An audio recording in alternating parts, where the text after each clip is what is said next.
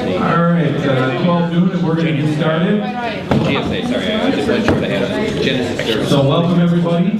We're welcome to LA2M. We're glad everybody made it out today in the weather, and hopefully everybody's staying warm and keeping safe. My name is Jim Musial, and I'm here today for Derek Marabon, who's had some client meetings that he needed to attend today. So wanted to say thank you for being here. Before we get started, can I just see from a show of hands, is anybody here today for their first time at LA2M? Okay, great. Got a few people here. Well, welcome. I'm glad you're here, and hopefully you'll be back again. LA2M, a little bit about us. We're a nonprofit organization, and we've been meeting here for, this is our 8th year that we have been together and sharing marketing topics with like-minded people. So it's a great opportunity for us to bring in great speakers to share, for everyone to network and get together. So we have a great speaker lined up again today here, and I'll introduce him in a moment. But just a few things, a few housekeeping things before we get started.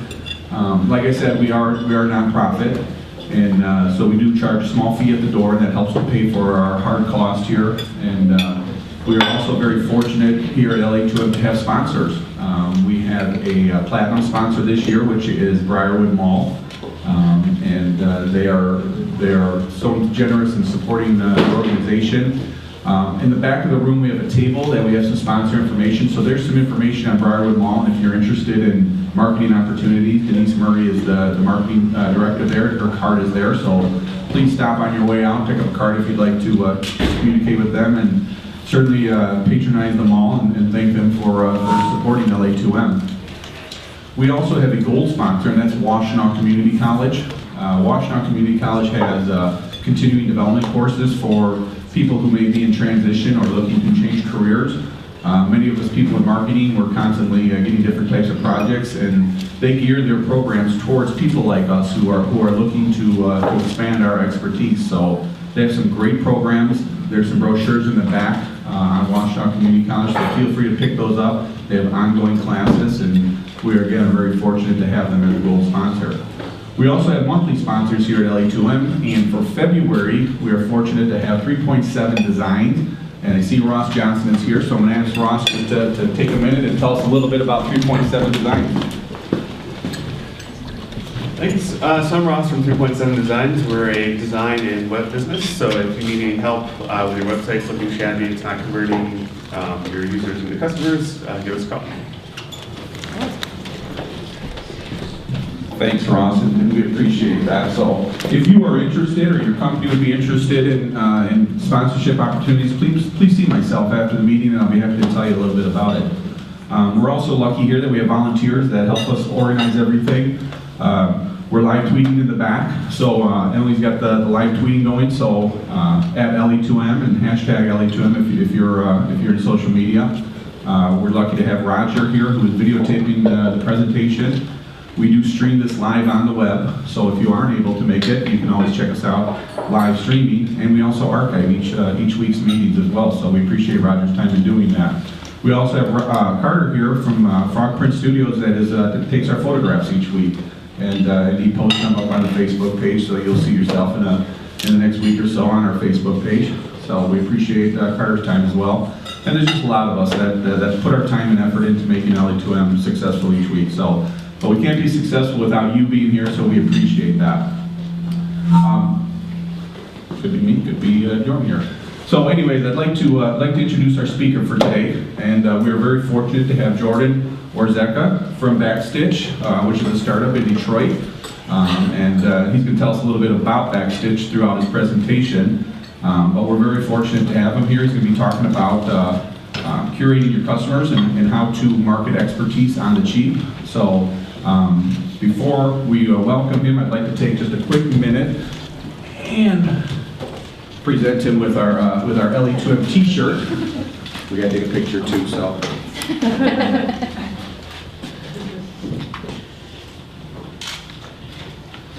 So that's yours to wear proudly down in Detroit as you're walking those streets and people say, hey, what's LA2M? And you can tell them all about it. So, but anyway, so if you could help me welcome Jordan, and we're going to go through the presentation real quick, and then we'll have some time for Q&A afterwards. So welcome, Jordan.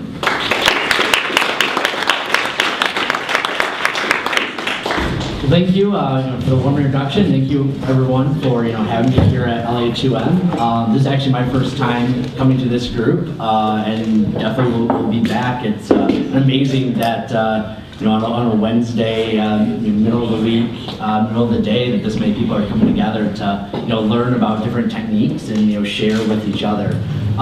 So as mentioned, today's presentation is called Curate for Your Customers: How to Market Expertise on the Cheap.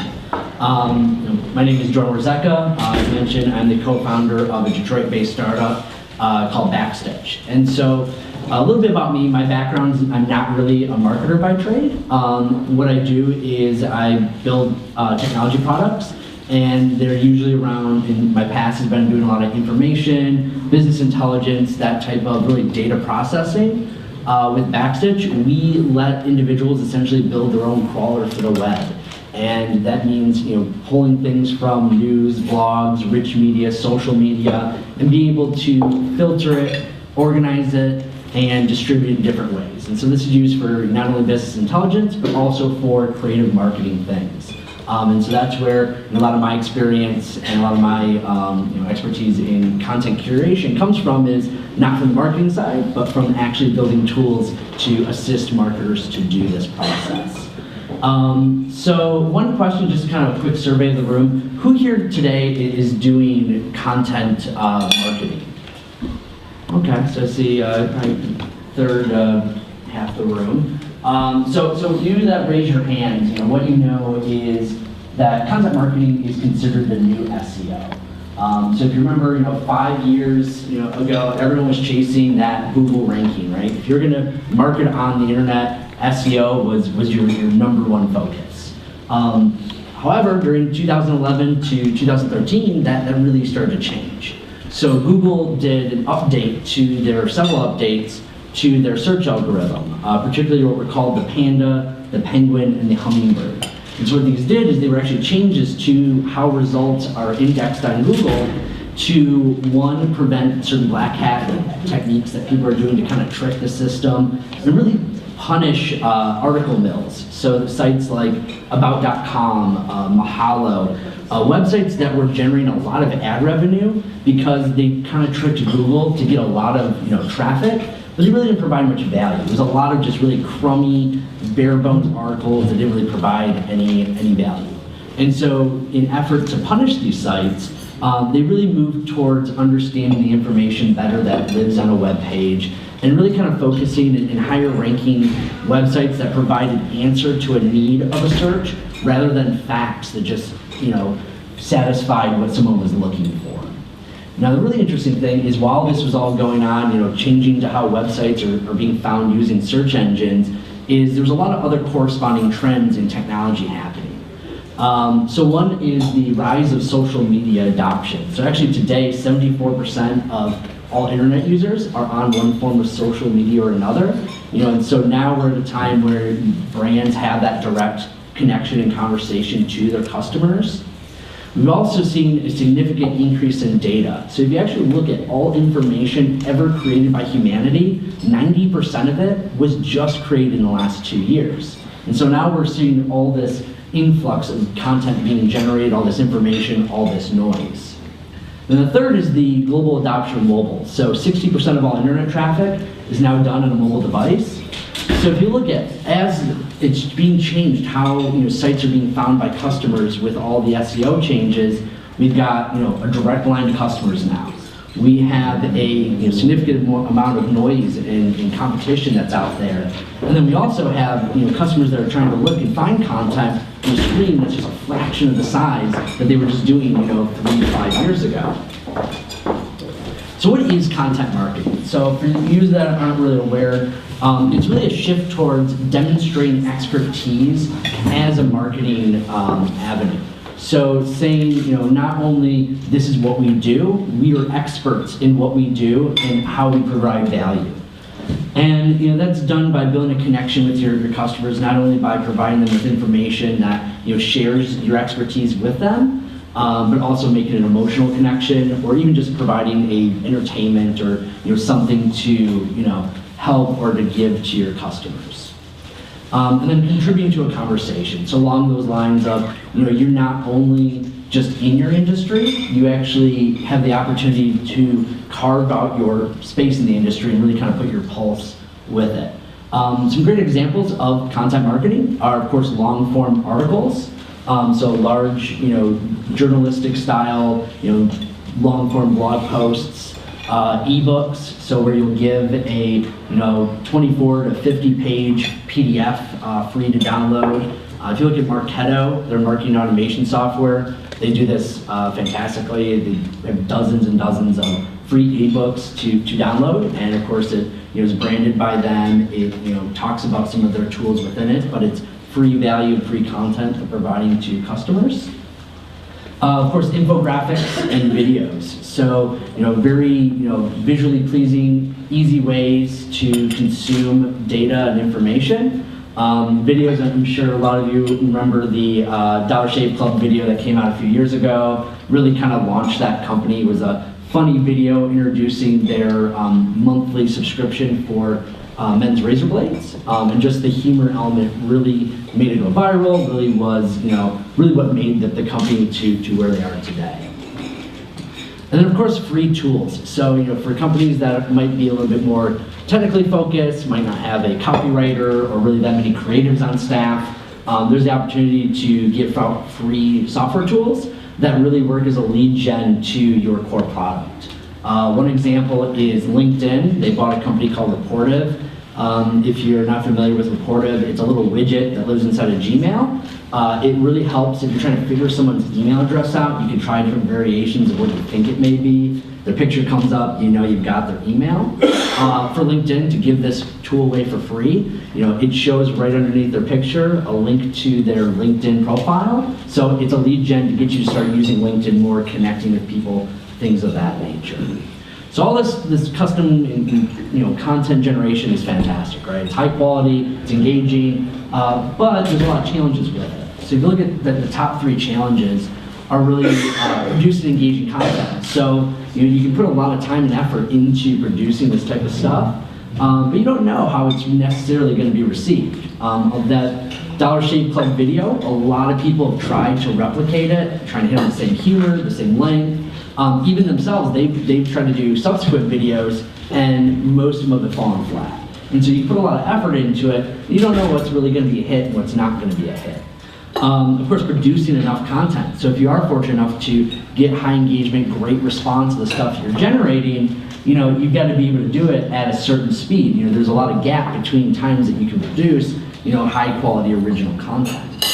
And then of course, the budget to produce content. So if you're a smaller outfit, smaller company, you probably don't really have that much of a budget. If you do have it, you really can only spend it on so many pieces of content, right? So you got to make sure that not only are you hitting it at a good speed, but you're going to be hitting enough engagement that your budget, you're spending on the right things. So that's why in the last couple of years, we've been seeing this shift towards curation. Curation really just means it's a process of collecting, organizing, and displaying information. So if you think about a curator at a art museum, so there's someone that's going and finding what they think is the best pieces for their demographic, for their theme, or however they're trying to craft for the facility, what fits into the hallways the best. Really content curation, you're doing a very similar thing. As a marketer, you're already doing in your company a form of business intelligence. You're always seeing what's going on in your industry, what's going on with your competitors, things like that. So it's kind of sharing some of that business intelligence with your customers and finding the best things that you think they will relate to. So you're demonstrating this expertise by finding the best stuff. Go back to that earlier slide, 90% of the world's data was created in just the last 2 years. So you're taking the burden of going out to the noise, finding the golden nuggets, and sharing that with your audience. That's demonstrating that you're an expert in this field. Also gives you the opportunity to kind of craft your expertise and your vision of the industry in the way that you see fit. Original content, not saying that it is done with, that you shouldn't be doing it. but we're starting to see a trend of it being more of a special project. So you're generating some original content, whether it's quarterly, if it's something larger like a video or infographics, or even monthly. And really, content curation becomes your day-to-day marketing strategy. So a few rules and practices when curating content online is always attribute the source. So someone else is generating this content, so make sure you attribute who actually created it.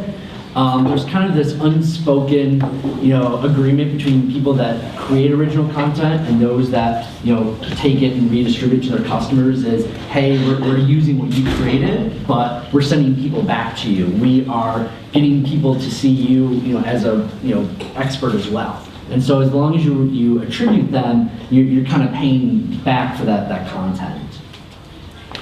Using a good mixture of sources. So making sure that you're not always just sharing the same stuff from the same places. I tend to do kind of a three-pillar approach. So usually I'll start with mass media. So things like your CNN, your Business Week, your Financial Times, well-respected mass media outlets. When someone writes something at CNN that's related to your industry, the nice thing is you can tap into the credibility of these, large mass media, outfits. You also tap into someone who already writes for a very broad audience, so it's going to be received very well. Then going and adding and finding content from your industry journals. So whether that's a blog that just writes about your ecosystem or a quarterly industry journal. So getting things from that are written about your specific niche. And then the third would be finding those thought leaders that already exist in your space. So in a lot of industries, there's that guy who's either controversial, well respected. And so making sure to not do it a lot, but at least tap into kind of his credibility or her credibility to share with your audience. And then maintain a regular cadence. So as you're sharing information out with your audience, making sure that you're doing it at a regular pace. You don't want to, really go hot and heavy to start and then just kind of fall off and get lazy, because you kind of start building up a community and, it kind of falls apart, or, people start expecting to see a certain level of information from you, and you just don't, you just then don't really, follow through with it. So you're going to have to kind of, test and try and see what is the best. Are you posting things out 3 times a day? Are you sending out weekly newsletters? Are you doing quarterly newsletters? How you're distributing it, how much you're distributing, how often. Really get to find your kind of key, metric. But once you do find it, sticking to that. And of course, keeping the personal touch. There's a lot of tools out there to help you not only discover relevant content, but distribute it to customers as well. And I know even building these type of tools, you want some human interaction at some part of your process. Whether that's the final decision of what you're sharing out, or making sure you're only pulling from certain sources, really having human touch in some sort of your curation process. It just comes off a lot more genuine. Also, as you feel the pulse of what people are gravitating to, you can make those adjustments a lot quicker than if you just had some automated system that was finding everything in clean energy and blasting it out to your audience. So how do we distribute out curated content? So we found things that are really relevant to our message or industry, we think our potential customers and existing customers would really enjoy. Really using social media as kind of your main day-to-day pipeline. Making sure to keep a few small core topics per network. So you don't want to be, if say clean energy was kind of your focus, you don't want to be talking about solar panels and clean coal and hydrogen cars and electric skateboards and everything under the sun. Try to keep to 2 or 3 core topics you talk about. The nice thing though is there are so many social networks, and you'll find different people that gravitate and spend more time on one versus another. And so you can talk about 2 or 3 unique topics on, say, Twitter, but then talk about a few other different topics on LinkedIn, and really kind of choose your core focus based on which channel you're sharing information out to. When you are using social, making sure to avoid hashtag soup. So, it's really appealing where you can use certain hashtags that relate to your message, to the topics you're talking about. People then discover your stream, the things you're putting out there, but you just don't want to go and put a hashtag in front of everything. You don't want to be the person where 140 characters and 10 of them aren't in a hashtag. It just comes off very, very spammy. So using a limited, using them, but use them very limited, very strategic way. Sharing the @user love. So one thing is when you are sharing out content through social, making sure to find who the content creator is or the author. Try to find if they are on that network and tag them in it. So not only are you attributing right there, but a lot of times people love seeing when other people are sharing their stuff. So they'll retweet you, they'll reply to you and say thanks for sharing. And now you're not only on their radar, the content creator, but now you have the opportunity to get kind of put in front of their existing audience. So just making sure to attribute, it pays dividends in the end. And then producing curation summaries. So if we look at using social media as kind of our main pipeline that we're sending and we're sharing content out through, there's so much that's going on. Your audience and your entire audience isn't seeing everything you're putting out there all the time. And so you can kind of take the effort that you've gone into of finding those golden nuggets and share them out again. And so taking things that you've shared out during the week and saying, these are the 5 best things that we talked about, solar panels this week. And you can put together a summary of here's the top 5. And so those people that didn't see when you posted it before, now here's a this is the curated stuff from your already curated stream. One great place to do these are blog posts. So not only are you taking 5 best things that you've already did the work to find, doing a blog post, now you can then post about this blog post on your social media to drive traffic to it. If you don't have a blog, you don't really want to set one up. There's obviously different networks like LinkedIn has a great blogging network now, and so when you take things that you're already sharing on your feed, pop it in. These are the best ones this week on LinkedIn. Not only is it hosted there, it's automatically shared out to all your connections. Obviously, sites like Medium, things like that, where you can kind of build an in-blog network of people. It just gives you another audience to share this stuff out to. Another kind of cool thing we're seeing is moving this content onto your actual website. So a lot of companies, they have kind of their static brochure website, and then they've got their social media over here where there's a lot of dynamic, a lot of great stuff happening. And so there's certain products where you can say, okay, tap in everything that we're sharing out here, and look for certain keywords or hashtags, and automatically display this on the relevant parts of our website. And so if you have a specific product or specific function of your company, someone that's just not seeing your social media, not aware of it, is on that part of your website, now you've got the stuff that you're putting out there on social that's dynamic, that's live, that's relevant, that's showing up on your website. So a lot of really cool stuff about kind of taking stuff you're doing over here, splicing it up, and then putting it on other places. Another great way for putting out these content summaries is email. Despite what's been kind of the rhetoric of the last few years that email is dead and no one under 25 has an email account, there's actually been a big resurgence in email as a interface to your communications. It's kind of funny, professional services like lawyers, accountants, 15 years ago, they were sending out quarterly newsletters of, this is what's going on in the space to their customers. Just now, though, in the last couple of years, you're starting to see Silicon Valley VCs investing in pretty much just curated email newsletters. And so there's a big resurgence of engagement, of people starting to see email as another tool that we haven't really seen in the last previous few years. A few examples of this. So AngelList. If you're not familiar with them, they are pretty much the biggest way for crowdfunding investment into a startup. Started out as a guy who was just putting together an email that went out to a bunch of investors of these are companies you should look at investing in. Now it's a huge platform, and the email is still a huge part of their interface essentially. Mattermark, very similar. Product Hunt, very popular right now. Pretty much is just an email newsletter of, hey, these are the products that people out there think are really cool and you should check out. So definitely looking at using email as another way of taking your curated information and getting it in the hands of your customer.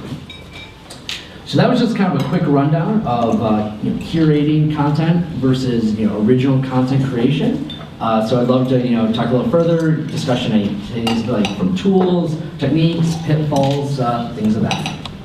All right, we got some questions for Jordan. Susan, I saw you up front here. Yeah. Hold on. Oh. Fabulous talk. It's exactly why I come to these, because I learned a lot. However, my next question is going to be like that. You create web crawlers for companies so they can curate. Mm-hmm. Can you tell us more about how you do it, what it looks like to the company? Yeah, so it's a very visual interface. So you build, we call them topic pages. And so a topic is around whether it's generally your industry or as, as more narrow, if this is a specific product we offer or a certain service. And we let you hook into different news, blog, rich media, social media. We'll start crawling those individual sites. And then you can set certain filters. So, I want everything from this YouTube channel that mentions these words, but not these other words. I want to go to every hashtag on Twitter that mentions these things. And so you can really kind of piecemeal the web around your topic that you're either interested in following or sharing out to your customers. There, I'll come up with my. Hey Jordan, I assume you're kind of in the ecosystem of Scoop It and Paperly and stuff like that. Can you talk about kind of that niche and how you guys are different? Yeah. So Scoop It and Paper LI, there's a few other products out there that they help you, curate information online. A lot of them do rely on some manual experts to find things, similar to a Pinterest. Backstitch, we actually have the knowledge experts are the ones that are saying, go to these sites and look for these things, and so you don't have to find every piece of content. Scoop It and Paper LI, they rely on a little bit of, actually more Scoop It relies a little bit more on crowdsourced, people finding, things and then it's getting labeled for what it's related to. Paper LI, there's also issues with, not issues, but based on pricing, they might only update once or twice a day. They also have different ways of distributing this information. So whether it's like a branded web page or you can embed it on your website, kind of really depends what you're looking for, what level of control over curation and how you want to distribute it. So one thing that we offer is, the manual intervention is really kind of setting up the parameters of go to these places, look for these things. There's no having to find every single item. There's also different ways that we offer to distribute it. So with our product, you can actually have a branded where it just lives inside of a product. You can embed it on your website as a widget, responsively fits to your website, 2 lines of code. We have a developer API, so if you had a product that you wanted to put automatic, curated information, so say you sold movie tickets and you wanted to automatically have movie reviews for that movie, for the person in your app, we have that functionality as well. Social walls, so if you wanted to do a talk or you wanted to have a TV screen or event where you had a social waterfall, another plugin we offer. And so we really kind of have a full suite of them where a lot of the other people in the market only have one or two. Do we have another question? Got a lot. Give another. Jordan, just so I understand, is that to say kind of auto curation? Like if you were comparing yourself? Yeah. So one of the ways I really explain is the spectrum of curation products out there. So you've got on one end, you have the services like a Pinterest where there's great topical content, but someone has defined manually every single thing there. And so if that person that you're following is bored, they give up, they get bored, they go on vacation, there's no more content, right? There's not a human there anymore. On the other side, you've got things where like Zeit and Flipboard, things that rely on machine learning. And so it's great because there's no effort, right? You say, I'm interested in these types of things, and it finds stuff. The problem with those is one I like to call the Pandora effect. So if you're familiar with Pandora, the radio station that learns from you, you say, okay, I like this song, I don't like this song. What inevitably happens is you've got the same 5 songs on your station, right? There's no undo in machine learning. And so that's the problem you see on that. So we just kind of sit in the middle where we say, okay, here you can say, these are the parameters of the algorithm, and then go do the automated part. And so if you realize you want to change something, you can remove things, you can modify, you can real time change how that machine is working and how that algorithm moves. And so that's kind of where we found is kind of really a sweet spot, as well as really a missing part of the curation spectrum. Sure, I have a question, and maybe it's a little sketchy, but accidental content. Mm-hmm. So you have a client that something happens, an event or something, where that content is going to explode. And there's many examples of that in the media today. How, as a company, do you work with a client to make sure that that's handled properly? So if a customer is using one of our products, we actually have the ability to filter things out. And so simply we say, if say some account is really spamming hashtags that you're pulling, you can just add their username and nothing that they say on that hashtag is going to show up again. Being things where, outside of a curation, instead of just out on Twitter, on Facebook, that's obviously, something that, no one's been able to solve, and I don't know if anyone really wants to solve it, because that's just kind of the nature of social media that, it's out there forever, it's out online, and it's now out there forever. But you want to try to control it. Yeah, so if you are the interface for customers to see that information, then it's definitely controllable. If your customers and audience are seeing it through some other way, really it's kind of out of your hands. Do we have any other questions? So I'm curious, do you think there's any risk in kind of doing like too much curation versus creating your own content? At a certain point, you're not seen to the thought leader, you're just collecting everybody else who's the thought leader? So that's kind of what I said, don't say no to original content, but curation, think of it as more as a supplement, right? So it kind of pads the time between, original content. All right. A couple more questions we have time for. Speaking to the video and infographic content, is it better to have quantity or quality? So like a weekly crappy iPhone video, or use your funds to create one polished video that you use for a year? I think you'd like to say obviously quality over quantity, but you've seen a lot of changes recently with, especially with Vine and some of those 6-second videos. Of course, those actually, I think in the last probably 6 months, we've actually seen a little bit of a decline in popularity. Everyone thought the 6-second video was going to be the next big thing. It's kind of wavered a bit. So really, I think it's what's the best match for your audience and trying that out. There is some interesting things with, less polish being a little bit more genuine. Actually, when it comes to emails, it used to be really nice, rich HTML emails. People are actually finding just plain text emails are getting better response rates and open rates because it seems a little bit more personable, and so there is some benefit to doing less polished content.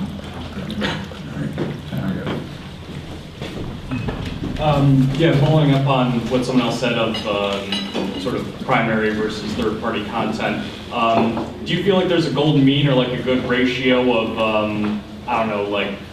not getting lost in the mix of other people's content? So I don't know, 1 out of every 3 things you post or something like that. It's really kind of based on your audience and your niche. So it's kind of try something, and then if it, until it doesn't work, and then try something else, and really kind of, experiment, right? So even with what you type of stuff, we'll find that for our own stuff, we'll say, okay, productivity is the thing to talk about right now, and then we'll just kind of randomly throw a different thing in there. We'll see, wow, that got way more engagement. So it's all about experimenting.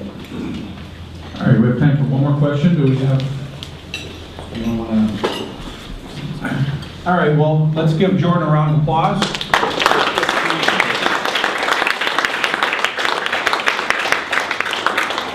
It's certainly great information, and it's information that we as marketers need to have for our clients and use on a daily basis. So we thank you very much for that information. And hopefully George's going to stick around for a few minutes, and if you have some questions that you want to ask, don't turn that off. Perfect.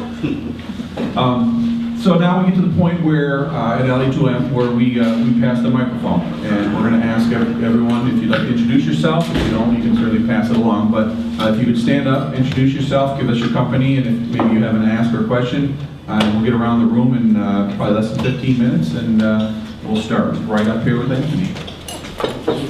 Hi, I'm Anthony Nitzos. My company is Ascendius. We provide on-call chief financial officers for small businesses that can't afford a full-time one. I'm Susan. I just want to thank you again for a great talk. Oh, I echo. My name is Conroy. I'm a digital marketing consultant. If anyone's trying to market their brand on social media or their what kind of blog, need any copywriting done, basically if you're trying to market your brand online and you need some help with that, feel free to come and talk to me. Thank you. My name is David Coleman. I work for a brand brands and retailers manage online pricing. Hi, I'm Kathy Wilder. That was a great presentation, thank you. I'm a recently retired development officer at the University of Michigan, and I'm helping with my brother's social media on his independent bookstore in Williston, North Dakota. Hi, my name is Natalie Gronato. It's my first time here. I actually drove from Toledo, where I live. And I have a small LLC focused on market research and competitive intelligence for emerging technologies. Thank you. I thought that was a Toledo accent. Jeremy with Digital Image Studios, my compadre Ken here. We're both account managers there, and we are a studio, so we do anything from post-production to 3D animation, basically anything creative and anything visual. So if you have any needs for that, come see me. Or Ken. Good afternoon. I'm Dr. Thomas Blackwell. I represent Impel International, motivation and training development company. We help individuals put together a plan B if there is a need for a plan B. Thank you. Hello, my name is Chris Snyder. I work for New Horizons as an account executive on the business-to-business side. We basically help in training anything from normal just conflict management all the way up to certified ethical hacker, which I think only 10 people on the planet are qualified to take, but nonetheless, if there's anything I can help with, let me know.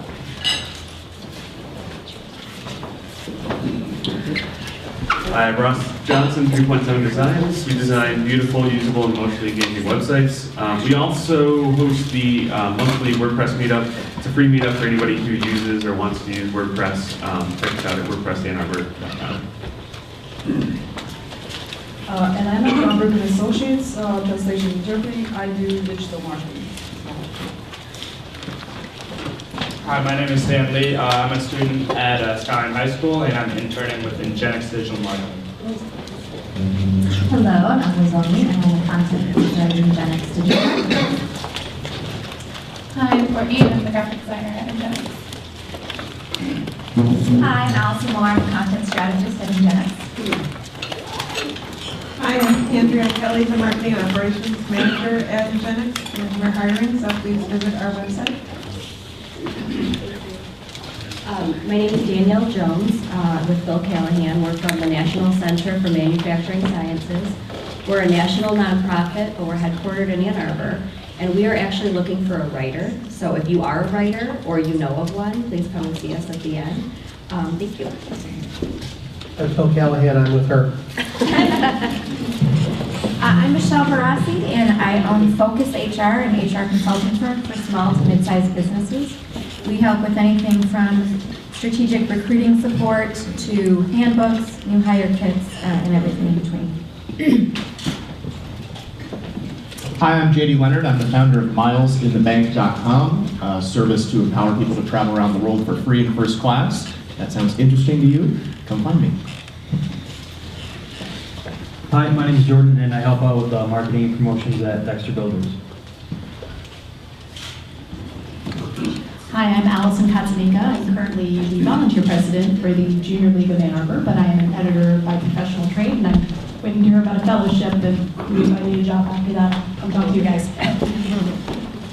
Hi, my name is Jeremy. I currently work at Wolverine Strength and Conditioning, coach there, and help with marketing a little bit as well. Hi everybody, I'm Stacy from Dollar Bill Copying, your local digital print shop. Business cards, postcards, we do them quick and fast, quick and cost effective. My ask today is I'm on the Power of the Purse committee, and that's a big event that we silent auction off purses to raise money for women in Washtenaw County, and we're really short on purses this year. So if you have a purse in your closet with the tag still on it, or you'd like to go buy a purse and donate it, let me know. Thank you. I'm Roger Rail. I'm a venture catalyst, so I help with a lot of networking groups and entrepreneurial community. I just was at ACE, Annual Collaboration for Entrepreneurship, last Thursday, and the pitch competition video is uploading right now as we speak. Also started Ann Arbor Video Interest Group a couple of years ago, and I see 4 or 5 people here who've been. So if you're into video in any way, need video or do video, we have a meeting the second Wednesday of every month. It's going to be at Carlisle's out on Jackson Road. A2VIG, a2vig.org is the website. You can go there and learn about it and RSVP. Hi, I'm Shannon Kolitz. I own Media Academica, a video and animation production company here in Ann Arbor.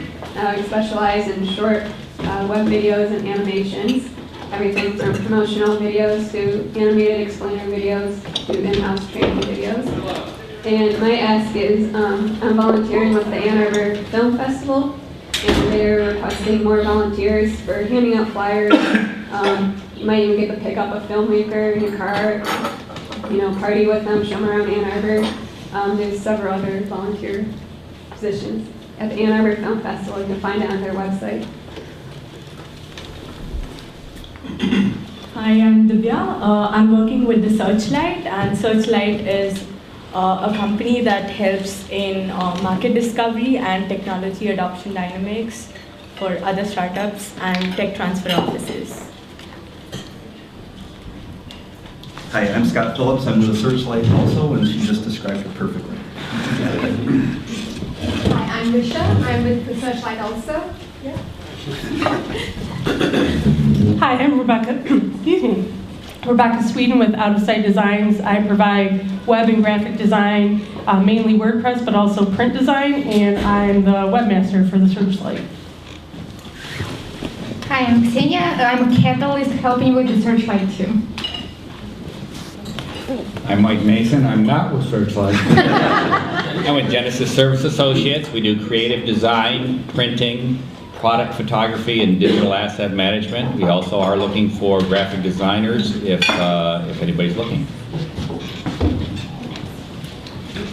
Hi, I'm Carter Sherlin, Photographer Studios, and I'm a commercial editorial and portrait photographer, which covers just about everything except for weddings.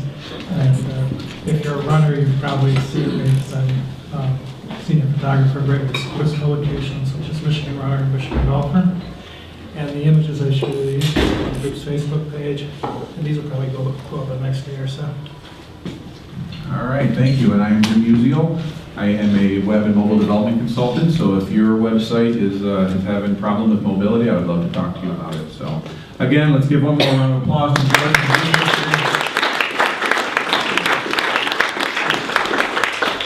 One of the things that keeps people coming to LA2M and hopefully have you coming back is the quality of our speakers, and Jordan was no exception to that, so we do appreciate the topic that you covered. If you enjoyed today's presentation, on your table is a small business card at LA2M. Take one with you as a reminder, share it with a colleague, or keep it on your desk just as a reminder that we're here, and hopefully you'll come back. For you first-timers, we hope you had a good time, and we hope you come back and join us again. Did want to introduce next week's speaker. We will be here again next Wednesday, and we have Rich Sheridan from Menlo Industries will be here. He's the CEO, and it's going to be another great topic. So we're done a little bit early, but it's okay with the roads. Maybe it'll get you a little head start to your next client. So hope everybody has a wonderful day. Stick around and network. If you heard somebody that you're interested in talking to, please find them out and exchange business cards. This is the best way that we can share LA2M and do business with each other. So thanks everyone for coming. Be safe out there. We'll see you next week.